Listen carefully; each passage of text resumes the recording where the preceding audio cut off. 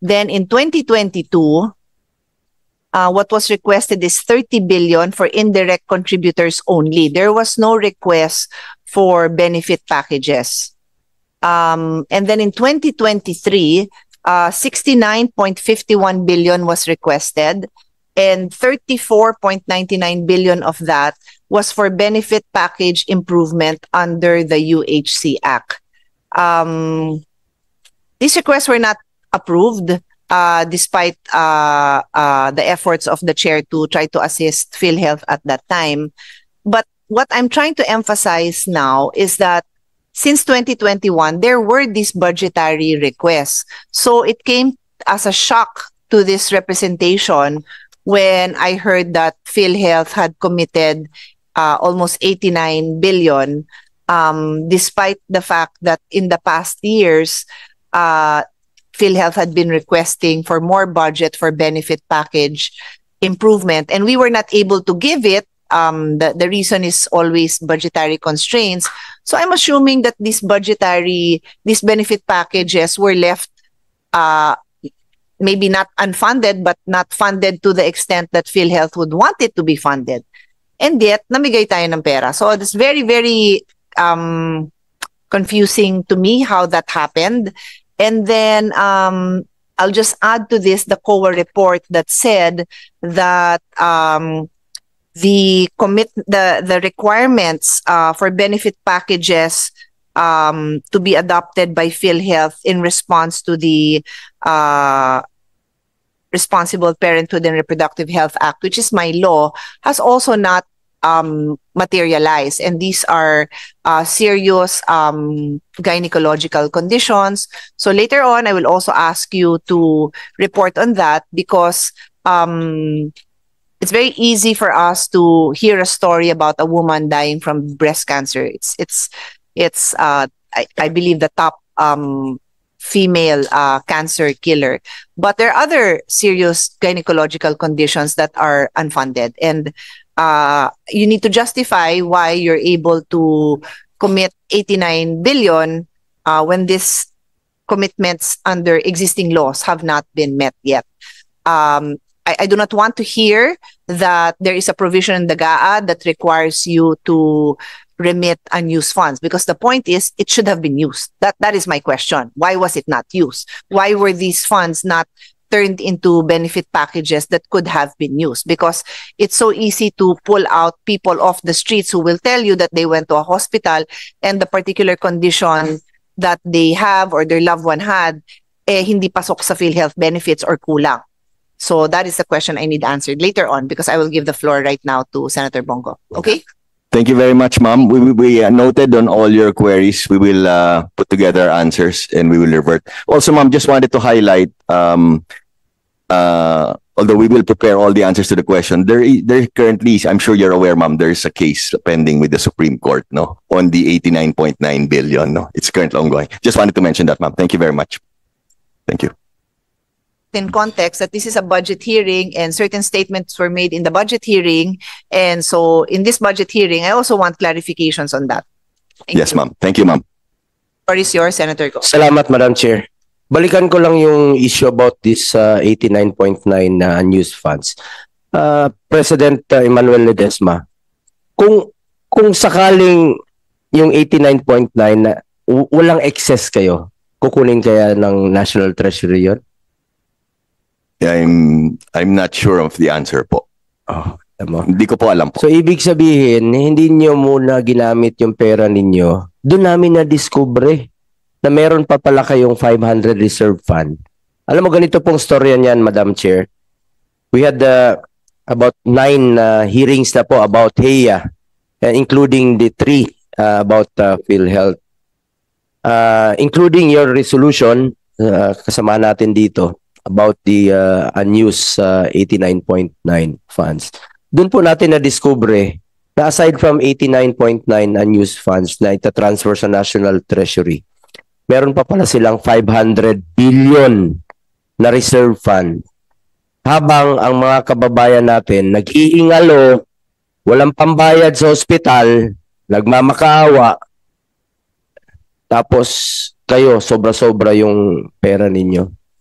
Alam mo, Mr. Ledesma, sanay ka, dati ka sa PISAM, puro kuryente yung collection sa kuryente yung iniisip mo. Baka makuryente ka dyan sa style mo. Wawa yung Pilipinos, totoo lang. Di kita titigilan. Madam Chair, esteemed colleagues, and to the Department of Health. As chairperson of the Committee on Health, I want to emphasize the importance of the 2025 budget of the Department of Health in our path towards recovery. Ilang beses ko na rin pong nasabi, now is the time to invest more in improving our healthcare system. In our effort to further improve our healthcare system, we have passed this Congress Republic Act 11959 or the Regional Specialty Centers Act. This is to make specialized medical services available in all regions. Priority po ito ng Kongreso, priority po ito ng ating mahal na Pangulong Ferdinand Bongbong Marcos Jr. Hindi na po dapat kailangan pumunta ng Maynila ang magpapagamot sa heart center, NKTI o lung center dahil magiging available na po ang serbisyo sa mga DOH hospitals in various regions. On this note, we want to know from DOH the updates on the implementation of this law. Batas na po ito, and the budget allotted in 2025 for the establishment of specialty centers. I also want to highlight the decrease in the proposed funding for our specialty centers, such as lung center, heart center, NKTI, and Philippine Children's Medical Center should also be explained and addressed. Bakit po bumaba yung pondo nila? This is probably due to congressional initiatives for this year's budget that were not included for next year. Kaya tumaas siya for this year dahil may congressional initiatives. Pero bumaba siya for next year. Nevertheless, we should also look into this, no, and support additional funding for these hospitals. Importante po itong haba-haba ng pila sa mga hospital na yan. Congratulations po sa DOH, Secretary Ted, sa inyong cancer center na binuksan po kanina sa East Avenue Medical Center. Laking tulong po yan sa mga kababayan natin. At gusto ko lang pong banggitin sa DOH at sa lahat na nakikinig na aside from itong mga specialty centers, meron po tayong isinulong na mga halfway house, ito pong watchers hall or bahay pasilungan. Para po ito sa mga watchers na nag-aantay sa kanilang mga pasyente. Napapansin ko, nandiyan lang sila sa bangketa, sa gutter, nag-aantay ng kanilang pasyente. Dapat po meron silang komportableng papahingahan man lang. Ngayon, malapit na pong matapos yung sa PGH, yung kanilang watchers hall o bahay pasilungan. At sa Philippine Children's Hospital, meron rin tayong isinulong na malagyan at saka sa East Avenue. Philippine Heart Center, PGH, Quirino Memorial Medical Center, pati sa PCMC. Ito po ang tinatawag na balay pasilungan o halfway house para meron silang komportableng pahingahan habang nag-aantay sa kanilang mga pasyente. I am also advocating for the continuous funding for the super health centers which I pushed for since 2022. Super health centers are primary care health facilities where consultation and minor treatment services will be available. Pwede po dyan magpakonsulta. Pwede po dyan yung inyong programa, Mr. Ledesma, inyong konsulta program. Dyan nyo po ilagay itong mga konsulta program ninyo. Sobra-sobra yung pera ninyo.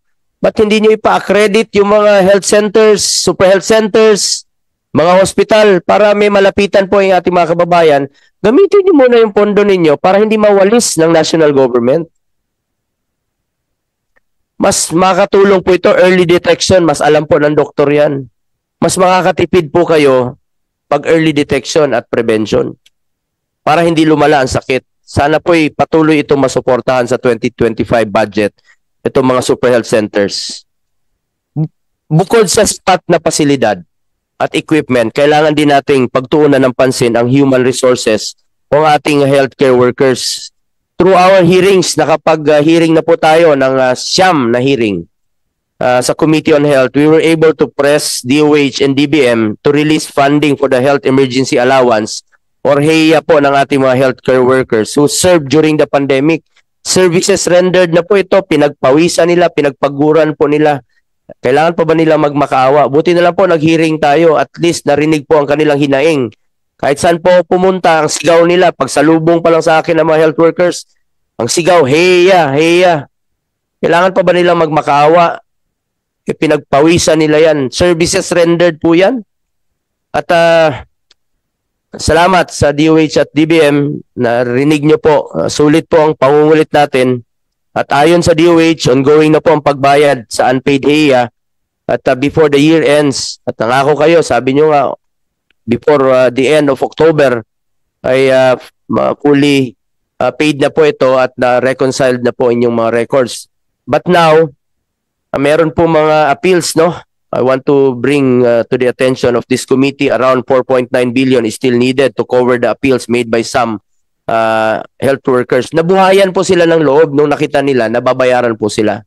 Ayon po sa DBM at sa DOH na nung nakita nilang babayaran sila, nabuhayan sila ng loob, kaya may mga appeals. Kung qualified naman, pag pinagpawisan nila, pinagpaguran nila, services rendered, bayaran nyo po. Ang sabi nga ni President Ledesma, gagamitin yon 89.9 para sa unprogrammed funds.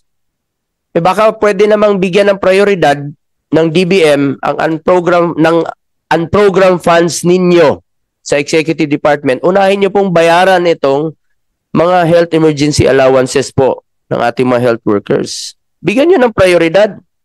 We hope that the DBM would prioritize the funding for this through this year's unprogrammed appropriation. Baka naman po kaya na itong paglaanan ng budget sa taong ito para na hindi na po kailangan ipasok pa sa 2025 budget. Kung kaya naman po ng ating DBM, bigyan ng priority. May DBM ba rito? Baka pwede niyong unahin kung meron kayong mga unprogrammed funds. Mas importante po itong mga health emergency allowances po ng ating mga health workers. We must properly compensate our health workforce. Sila po ang nagiging frontliners natin sa panahon ng pandemya. Kayo po yun. Mga DOH, kayo po yung hero ng pandemya. Mga medical frontliners. Dito po, including our secretary. Nag-serbisyo ka rin po sa task force noon against COVID. Including Yusek Berhere.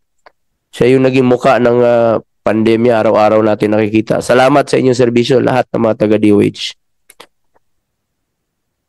At ito po'y pinasa nating batas. Ito pong HEA. Hindi po kayang bayaran ng kahit anuman po ang buhay at sakripisyong ginawa ng ating mga health workers. Aside from improving the availability of health services, equally important is the affordability and accessibility of healthcare. Kaya naman po nandiyan ang PhilHealth para tugunan ito sa ilalim ng Republic Act 11223 o the Universal Healthcare Acts. Lahat ng Pilipino ay miyembro po ng PhilHealth. Yun po ang hindi pa alam ng iba. Kaya hindi sila nakaka-avail ng services ng PhilHealth. Kaya kailangan paigtingin nyo po inyong education campaign na lahat ng Pilipino po ay miyembro po ng PhilHealth. Kailangan, ang importante dito, maibigay ang maayos at magandang serbisyo sa ating mga kababayan, lalong-lalo na po sa mga mahirap. Madam Chair, as we all know, PhilHealth is due to remit 89.9 billion to the National Treasury. According to the DOF, this amount represents unused government subsidy. Nakailang hearings po tayo dito at nanawagan tayo sa PhilHealth na while waiting for the Supreme Court, no, sa kanilang oral arguments sa January of 2025, ang panawagan po natin sa PhilHealth, since meron kayong 500 billion na reserve fund, nangako po si President Ledesma during the first hearing, nare-recommenda niya sa Pangulo na babaan po ang premium contribution from 5% down. While waiting for you, sir, may pinasa po kaming batas dito, amending the universal healthcare, reducing the premium contribution from 5% to 3.25%, while inaantay nga namin yung iyong rekomendasyon. Ginawa na rin po namin ang aming trabaho. Pangalawang pinangako ninyo, increase case rates. Aside from 30% this year, sabi nyo before the year ends, another 50% across the board case rates increases. Yun ang pinangako nyo. Tinatandaan namin yun.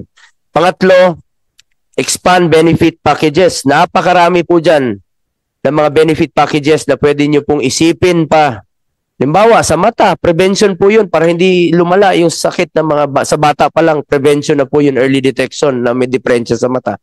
Dental. At marami pang iba.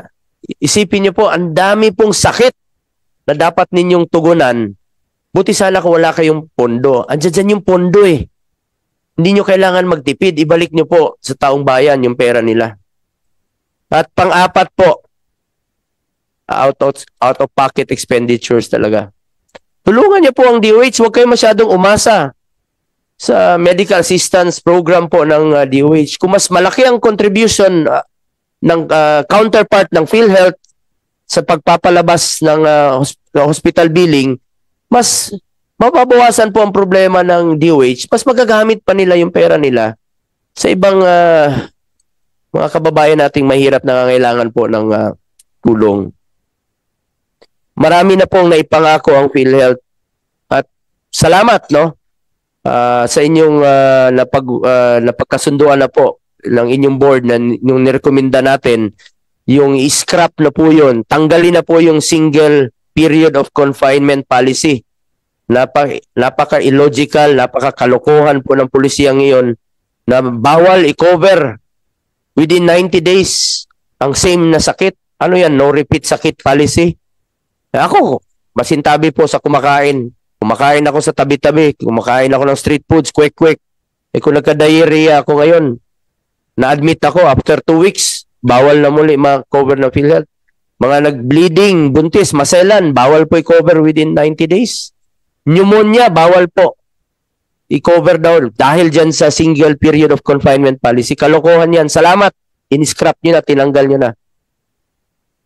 At pang-apat po, pang-lima, nangako po si EVP Attorney Eli Santos nung nakaraang hearing na tanggalin nyo rin po yung 24 hours emergency policy. Alam nyo ba na ngayon, pag nagka-emergency tayo, natahi, kailangan mo, o kung gusto mo na umuwi, pili ka. Kailangan mo magpa-admit para ma-cover ka ng PhilHealth. Bakit hindi mo na lang gamitin yung pambayad sa kwarto para pandagdag sa gamot, pambayad pa sa ibang medical services? Tanggalin niyo po itong 24 hours confinement policy ninyo. Nangako po kayo na tanggalin niyo yan. Kalokohan po yan. Ang dami po mga hospital na sasabihin sa pasyente, pwede bang magpa-admit ka muna ng 24 hours para ma-cover ka ng PhilHealth? Ganun. Mas magastos na magpa-admit kasi magbabayad ka sa kwarto. Gamitin nyo yung pondo na dapat ibayad sa kwarto, tulong nyo sa gamot ng pasyente, take-home medicine. Ang dami pong mga polisiya na dapat ninyong i-review.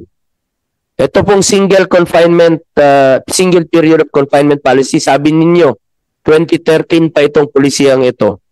Hindi nyo man lang napansin. Common sense po yan. Dami pang sakit na pwede ninyong pagtuunan ng pansin. Expand benefit packages po. Pakiusap ko lang po sa inyo. Gamitin nyo po inyong pondo. At gusto ko po, nakikiusap ako, ipresenta nyo po sa committee ito kung ano pong plano ninyo sa inyong reserve fund.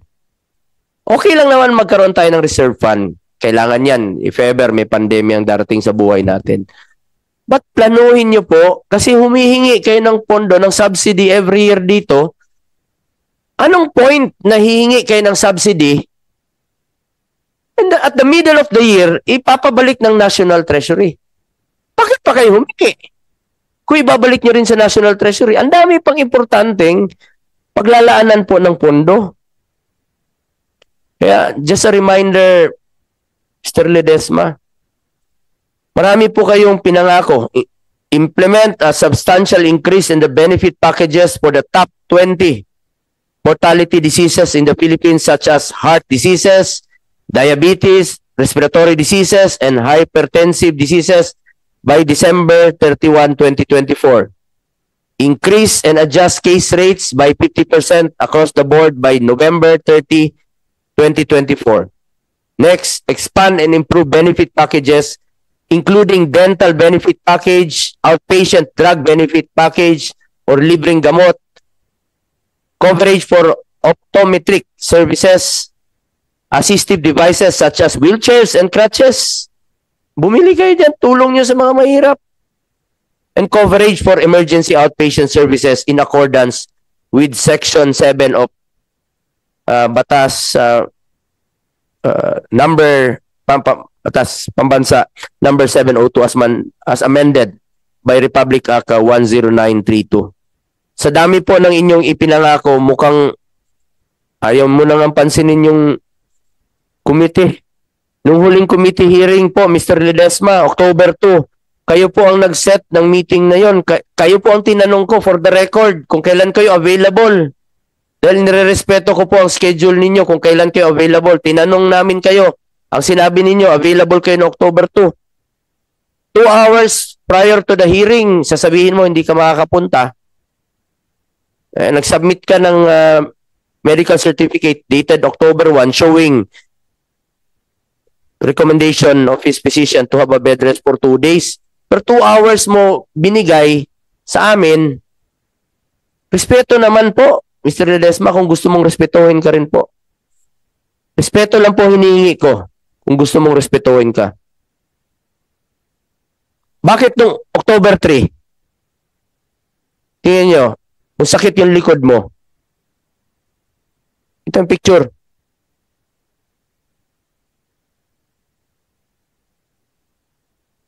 Oh. Saan yung box pasa mo dyan? Hindi, may yung selfie. May selfie yan na picture. Kung sakit yung likod mo, bakit ka maka-selfie? Ano pakita? Respeto naman po. Oh. Diyan, Mr. Ledesma. Sakit likod mo niyan a day after our hearing, supposed hearing.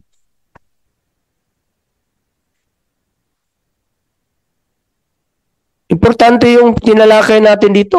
Alam ko importante naman po yung lakad na yan. You're with the President. Very important yan. Suportado natin yan yung mga programang makakatulong sa mga mahirap. Pero ikaw yung pwedeng sumagot dito sa Committee on Health sa mga katanungan. Ikaw nga yung nag-set October 2.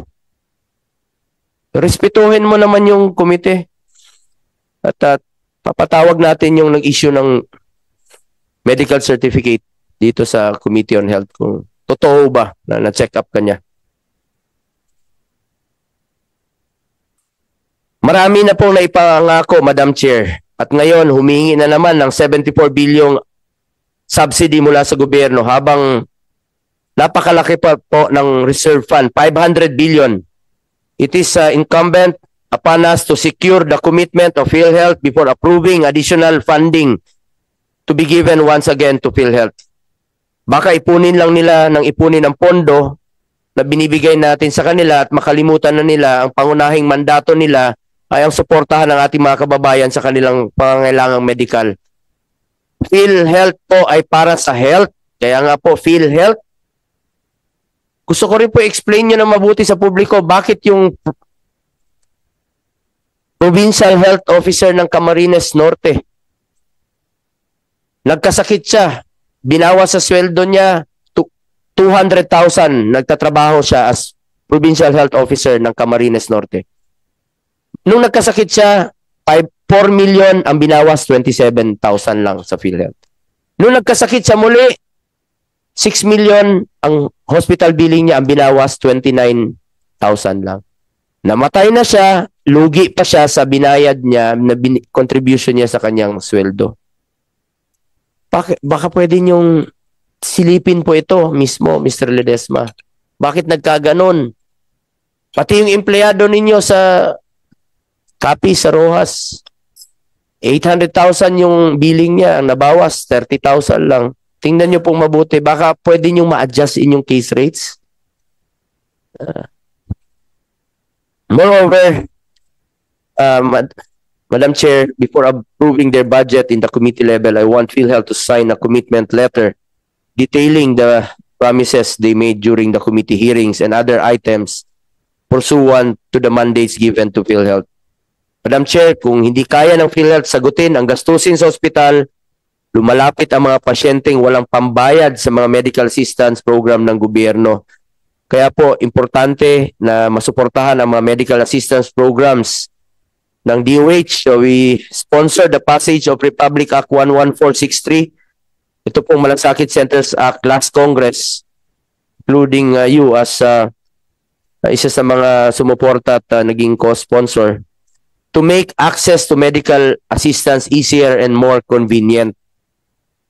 To ensure the continuous operations of the Malasakit Centers, I wish to have the Secretary of Health sign a commitment letter before we approve the budget of the agency, stating that DOH shall ensure the sufficient funding and assistance shall be provided to guarantee the continuous and uninterrupted operation of all Malasakit centers nationwide, and that the medical assistance to indigent and financially incapacitated patients program of the DOH. Ito po yung MAIF. Ito po yung dating MAIF na inulit po ang pangalan, naging MAIF. MAIFIP. Dati, MAIF. So ngayon, ginawang MAIFIP. Itulong nyo ito sa mga mahirap. Maipit na nga yung tao, walang pambayad. Tulungan nyo po. It should be available po sa mga inyong hospital. Kayo naman po nakakaalam, meron naman po kayong mga social workers na mag-assess kung sino nangangailangan ng tulong, yung mga indigents po. Tulungan nyo po yung mga mahirap nating kababayan. A department memorandum must also be issued to this effect. With your indulgence, Madam Chair, and as a fellow health advocate, I hope you could support my endeavor on making the DOH and PhilHealth commit in writing in efforts which are clearly within the agency's mandates in accordance with existing laws. Dapat po ibalik niyo po ang pera ng gobyerno sa mga mahirap nating kababayan sa nangangailangan. Salamat po, Madam Chair. Thank you, Madam Chair. Kasi go ahead po, Mr. Lesma. Senator, good afternoon, no. Just wanted to clarify two things, Madam Chair, Senator Go, no. The first one was you mentioned earlier that I committed to 50% increase po on the case packages for November. If I recall kasi po, what I mentioned was another round of 30 to 50% increase po, no. So yun ang patang pagkaalala ko, pagka-recall ko ng sinabi ko.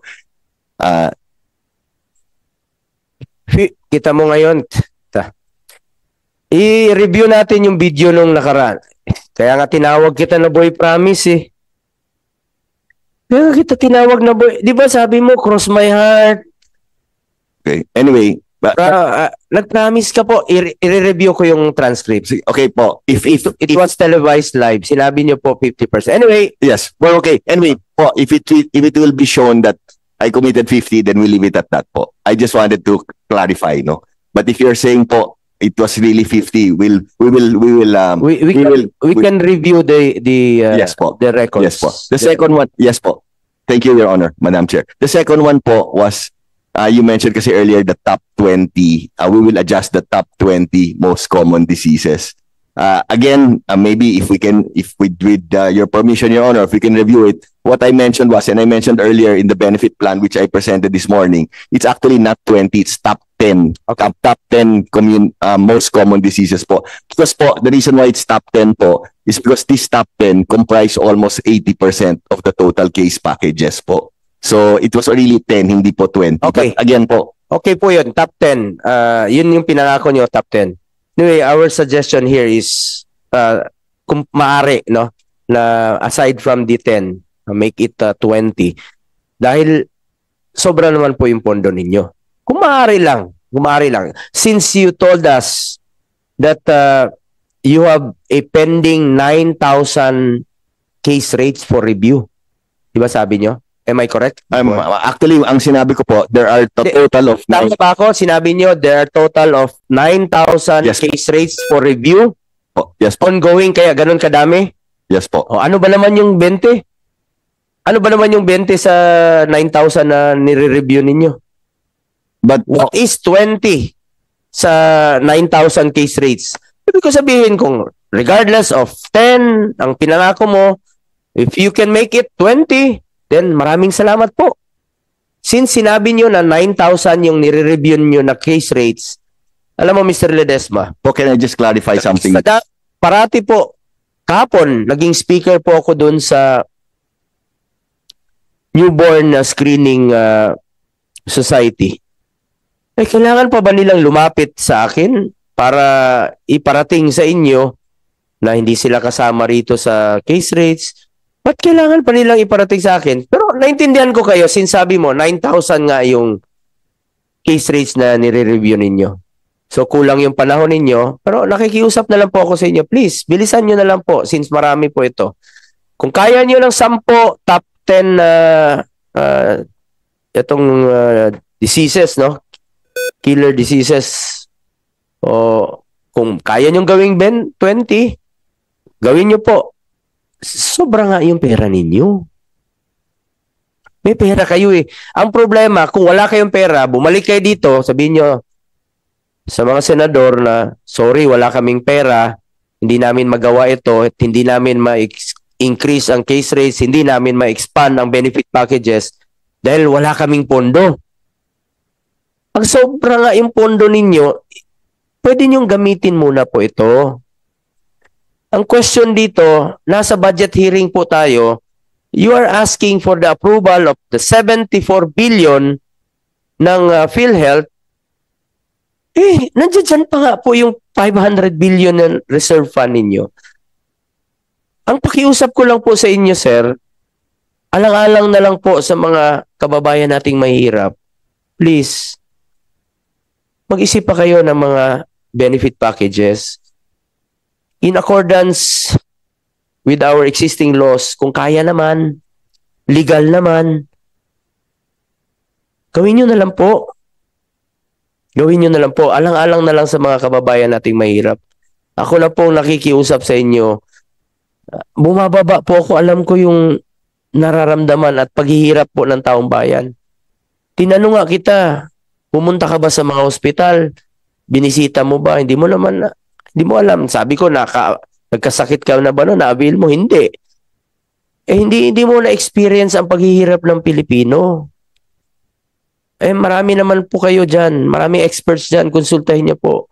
Ang dami pang sakit na pwede ninyong i-cover. Ang dami pang benefit packages na pwede ninyong i-expand. Ang dami pa pong case rates na pwede ninyong i-review para gamitin niyo po yung pondo ng PhilHealth. Kasi kami naman po dito, kami lang po nag-a-approve ng inyong budget at na-discover nga namin na humihingi kayo ng 74 billion na subsidy for 2025, then andyan pa po yung pondo niya na reserve fund na 500 billion. Unfair naman po yun sa mga ordinaryong mamamayang Pilipino na hindi po makalabas sa ospital dahil po sa kahirapan. Yung mga iba dyan, ayaw na pong magpa-hospital, ayaw na pong magpa-check up. Totoo po yan. Bakit? Takot po sila sa babayarin sa ospital. Kung alam lang nila, may sobra pang pondo ang PhilHealth na pwede nilang i-avail dahil lahat naman po ng Pilipino ay membro po ng PhilHealth. Thank you, Madam Chair, if I may reply. Thank you, Senator Go. Duly noted on all your valuable comments. No, just wanted to clarify, Madam Chair, just one issue. No, Senator, when I mentioned the top 10 most common diseases, these top 10 diseases, Senator, represents almost 80% of the total 9,000. So, kahit 10 lang siya po, representing na yan majority, no? Actually, close to 80%. So, by adjusting the top 10, parang almost across the board na rin yan po kasi halos lahat na rin yan po. But anyway, regardless, duly noted po on your valued comments. We will look into all of them and address them po. Maraming salamat po, Madam Chair. Salamat po at pakiusap ko sa iyo. Under oath ka nung mga committee hearings natin. Tuparin niyo po yung pangako ninyo. Please lang po. Di ba narinig ko, sinabi mo, I promise, I promise, I promise. Tuparin niyo po yung pangako ninyo. Madam Chair, if I can add one thing, no? Senator, to show you talaga na we really mean well and we're very sincere. In fact, pinagsabihan nga po ako kasi ang policy talaga ng PhilHealth, it has to go through the BENCOM before I can commit anything, no? So in fact, I'm actually, by committing to you, I'm actually breaking policy, no? So the reason I mentioned this, it shows how sincere we are in trying to deliver to the honorable committee, no? So I just want to assure you po, no? Kasi yung ginagawa ko, actually hindi talaga pwede yan kasi ang polisiya namin dapat lumusot muna sa BENCOM, no? Which is naintindihan kita kasi may board nga po kayo, di ba? May execom po kayo. Exactly. Senator, diba? Buti na lang mabait yung chairman of the board namin kasi if not, kasi talaga I'm breaking policy po by Sino chairman of the board ninyo? Honorable DOH Secretary Ted Herbosa po. Naiba na yung ihip ng hangin mo ngayon. Anyway, salamat sa inyo kung nagkaintindihan naman kayo, no? Para naman po ito sa mga mahirap nating kababayan. Naintindihan kita sa trabaho mo, Mr. Ledesma. Naintindihan po kita, Secretary Ted, sa inyong trabaho bilang Secretary of Health at bilang chairman po ng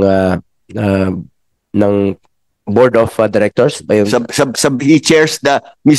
Secretary chairs the Board of Directors and chairs the BENCOM, which is the Benefits Committee po, that approves all of these benefits dapat packages. Nga, you should complement each other kasi makakatulong kung tumaas yung case rates, expand yung benefit packages, ay makakatulong po, mas mabawasan ang problema ng mga pasyente. So it will unburden the medical assistance for indigent patients. So, magtulungan po kayo. Alam ko, ang trabaho mo, kailangan ng approval ng board. Pero may tanong ako sa iyo. Bakit itong single period of confinement policy, 2013, bakit hindi nyo naisipang tanggalin noon? Bakit kailangan pa madiscover natin sa komite na dapat tanggalin na yung pulisiyang yan? Actually, Madam Chair, kapapasok ko lang po ng PhilHealth eh. I entered po late 2022. Why it took you 11 years na para tanggalin po yun? Kindly review your policy. Tingnan nyo po yung mga polisiya ninyo na naayon na po sa ating panahon ngayon. Yung itong 24 hours na emergency confinement policy. Sabi nga ni Attorney Eli Santos, dahil po ito inimplement nyo dahil sa mga fraudulent claims no before, di ba? Am I correct, Attorney Santos? But now, nasa bagong teknolohiya na po tayo. I'm sure meron na kayong pwedeng gawin na maiwasan po ito. Sabi ko nga, sino bang Pilipino ang lokohin yung sarili niya, magpa-admit siya ng 24 hours para makaklaim? Marami na tayong bagong teknolohiya na naayon po sa panahon ngayon. Pag-aralan niyo po ng mabuti yan. Alam ko na may board kayo. Tulad rin sa amin dito. This is a collegial body. Di naman po isa lang nag-approve dito. Buong Senado po. Ganun din po yung sa inyo, naintindihan ko. Pero kung pag-usapan ninyo mabuti, review nyo, mas marami pa kayong mababago para sa ating mga kababayang Pilipino. Actually, Mr. Chair, I just wanted to explain the policy, but clearly, without a doubt po, we're very supportive po yung chairman of the board and yung vice chairman of the board. We're very supportive to this honorable committee. I just wanted to clarify that. No, that's why before I mention anything or promise anything, kailangan kasi ang policy namin is kailangan lumusot muna kailangan ma-approve muna sa BENCOM before I say anything. Yun lang po. Diba? But duly noted on everything you're saying. And lastly, Madam Chair, if you're saying that we should work closely together with DOH. Actually, just yesterday po, if I may share, we had a very nice meeting with SecTed and he gave me a laundry list of suggestions on PhilHealth which are all very good, which we intend to implement po. Maraming salamat po, Madam Chair. That's very good. Para hindi na kayo magturuan. Thank you.